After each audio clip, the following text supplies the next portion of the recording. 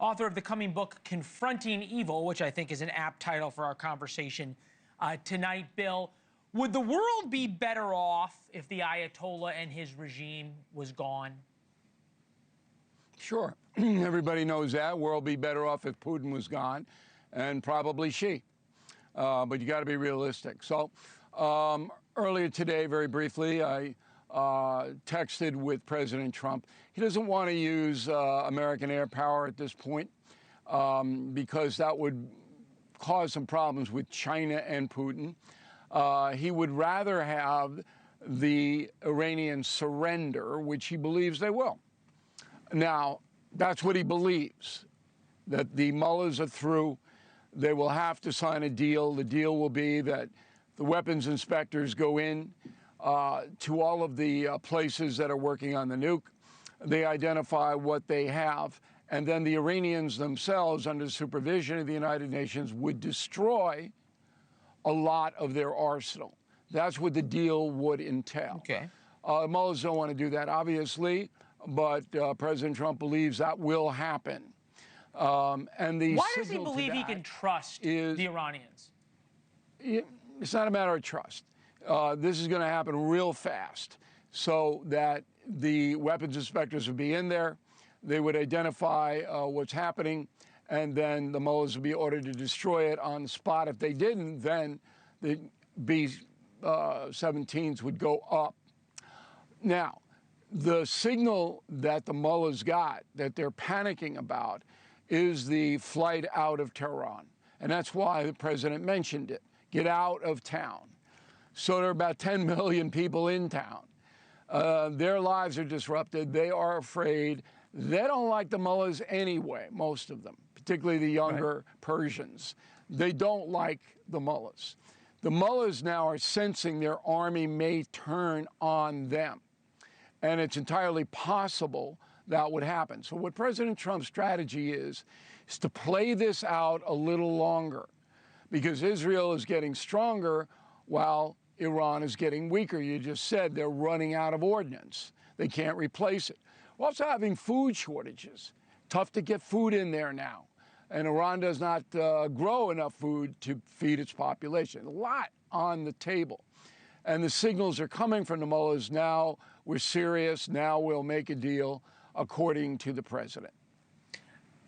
You seem to be skeptical, and I think I am sensing that. I'm extraordinarily skeptical of why we would ever allow, when you have the boot on the neck of the mullahs, why give them a way out of any with any deal? It's a way out.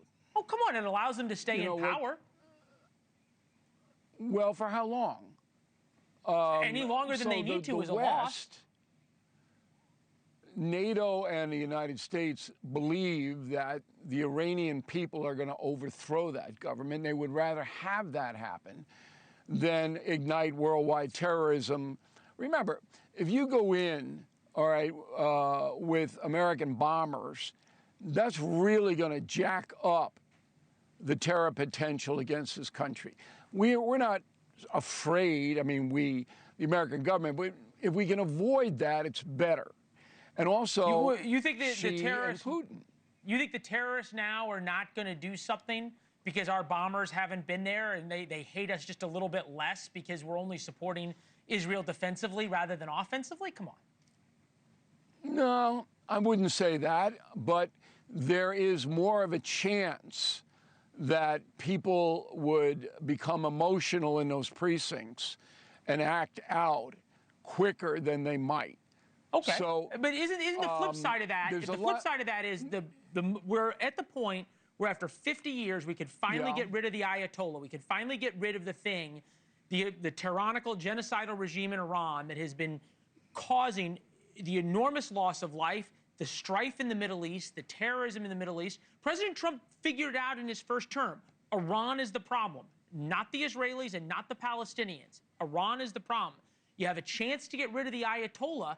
It seems as though he's so obsessed with having a deal that he's willing, of any kind, he's willing to give up on this golden opportunity to get rid of America's sworn enemies that chant death to America. They're not going to stop chanting death to America because they give up a couple of centrifuges, Bill. I just don't know if your viewpoint is that realistic. Maybe it is, but Iran still has an army that are protecting the mullahs. The mullahs are now underground someplace. I don't know if it's that easy. And the unintended consequences. We got very good reporting.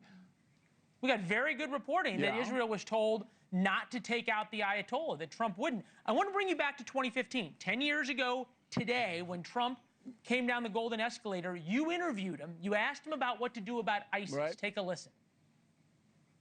I would hit them so hard. I would find our proper general. I would find the Patton or the MacArthur. I would hit them so hard your head would spin. Now remember, and I sent you the document, I said in 2004 we should not go in and do that whole thing with Iraq. It was a disaster because I said that Iran will take over and it'll totally destabilize the Middle East.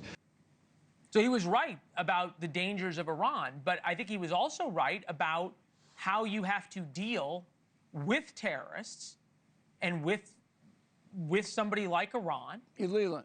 Yeah. Nothing has changed. If Iran doesn't make the deal, then there's a good chance U.S. bombers will go in and obliterate it. And if they can get the mullahs, they'll get them. But what Trump wants to do is get a deal, a quick deal, where the UN goes in, identifies the stuff is destroyed. You think the nuclear weapon's the problem. I think the regime's the problem. Okay, so do I.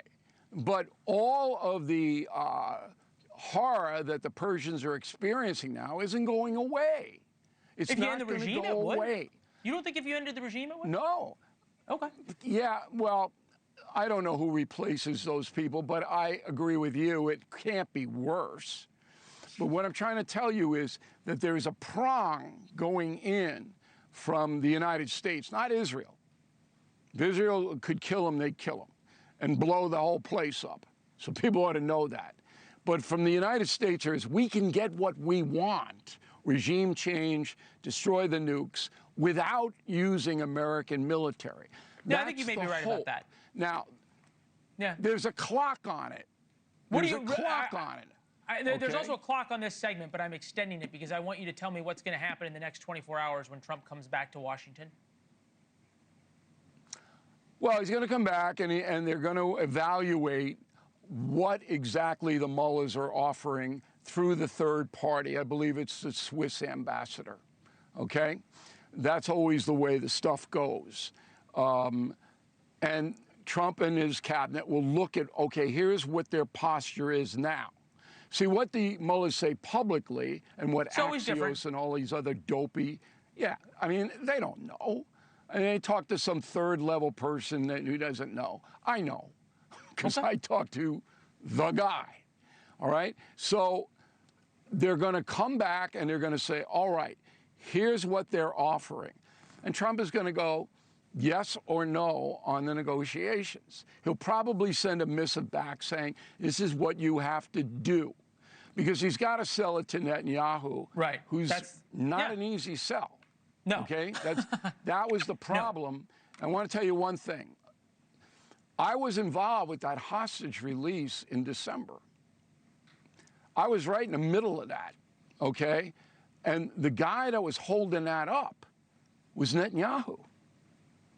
And I'm not going to get into it more than that, but I will write about it in a book that I'm working on, because the stuff that I know is unbelievable. Netanyahu's not an easy sell. Nope. But he has to go along with Trump, because Trump is his big backer. I don't agree with that. Right. All right, Bill, thank you very much. Great perspective, as always, in conversation. Thanks for having me. Talk to you soon. Thank you for watching. Subscribe below and download our NewsNation app right now on your phone, and you will get fact-based, unbiased news for all Americans.